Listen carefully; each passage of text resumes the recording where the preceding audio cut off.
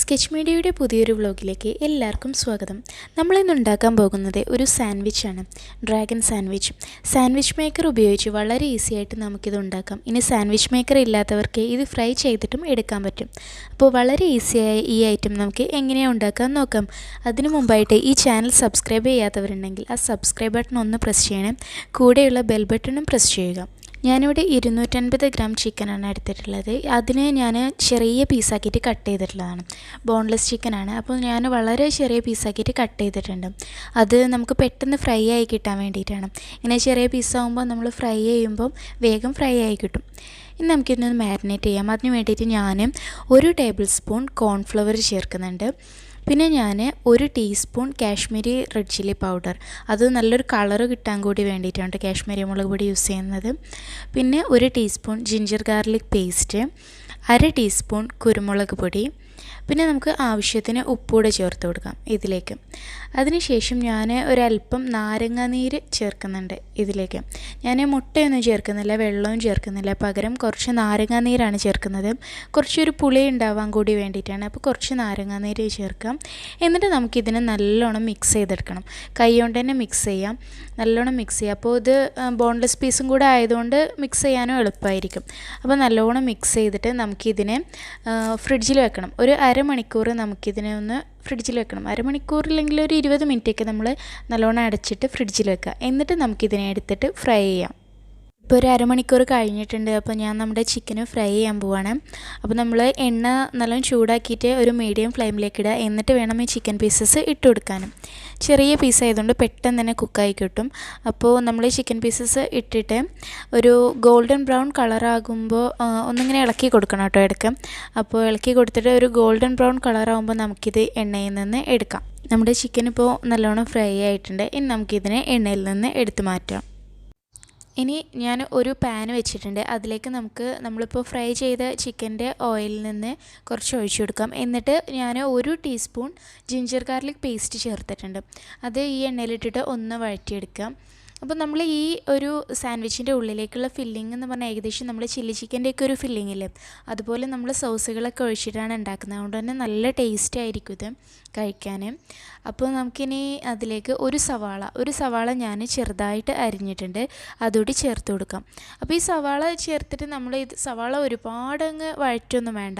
സവാള കുറച്ചൊന്ന് ട്രാൻസ്പെറൻ്റ് ആയാൽ മതിയാവും. അതാണ് അതിൻ്റെ പാകം കേട്ടോ. ഒന്ന് ട്രാൻസ്പെറൻ്റ് ആയാൽ മതി.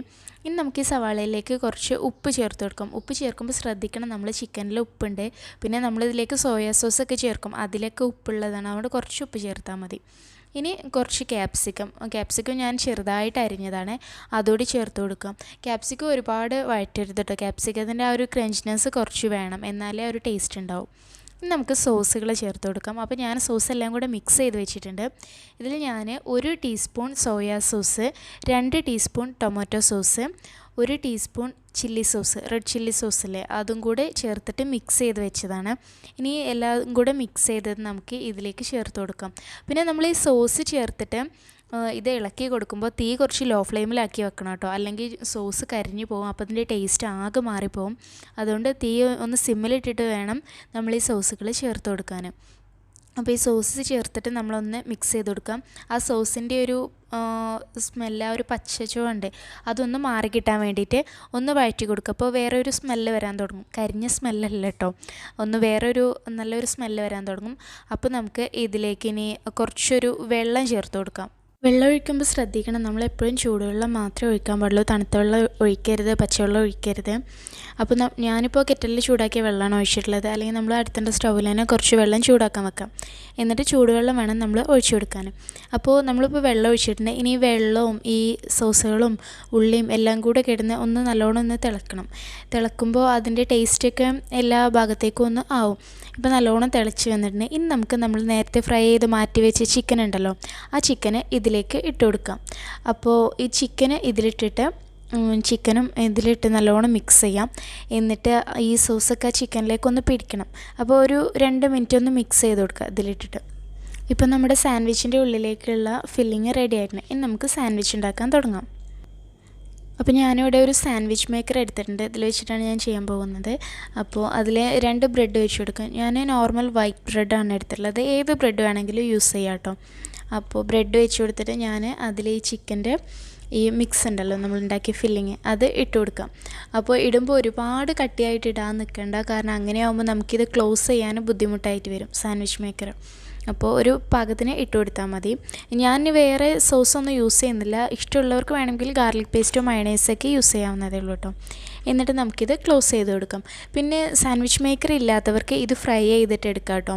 ഇത് ബ്രെഡിൻ്റെ ഉള്ളിലാക്കിയിട്ട് ബ്രെഡ് മുട്ടയിൽ മുക്കി ബ്രെഡ് ക്രംസിൽ മുക്കിയിട്ട് ഫ്രൈ ചെയ്തും എടുക്കാം. നമ്മൾ ഫ്രൈ ചെയ്തിട്ടുള്ള സ്നാക്സ് എപ്പോഴും ഉണ്ടാക്കുന്നതല്ല, അപ്പോൾ ഒന്ന് വെറൈറ്റി ആക്കാൻ വേണ്ടിയിട്ടാണ് ഞാനിത് സാൻഡ്വിച്ച് ആക്കിയിട്ട് ചെയ്യുന്നത് കേട്ടോ. ഫ്രൈ ചെയ്തെടുത്താലും നല്ല ടേസ്റ്റാണ്.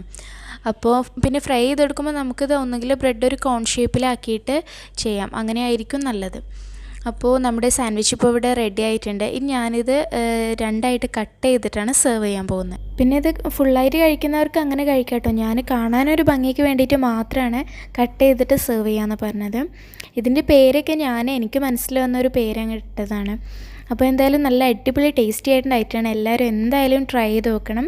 അപ്പോൾ മറ്റൊരു അടിപൊളി റെസിപ്പിയുമായിട്ട് നമുക്ക് വീണ്ടും കാണാം.